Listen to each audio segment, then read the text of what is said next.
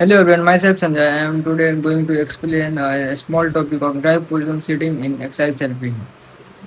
Introduction: Seating drive position optimize access for a specific user while enhancing patient comfort and respiratory machines. This presentation outline. Position overview. Definition and purpose. Definition: Patient seated with torso upright and lower limb supported. Purpose is the improve airway access facilities produced on the head, neck, upper thorax, and enhance respiratory function. Position must balance procedural access with hemodynamic stability and comfort. Indication includes neurological can produce ENT operations and post-preservative recovery for respiratory complications. Benefits: improve ventilation, surgical field exposure, reduce aspiration risks, and is easier monitoring of neurological status.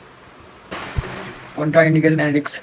Contraindication: unstable hemodynamics of hypovolemia, cervical spine instability, or inability to tolerate upright posture. Risks include venous air embolism, hypertension, pressure increase, and impaired cerebral perfusion. Mitigation require careful assessment and contingency planning. Preparation and setup.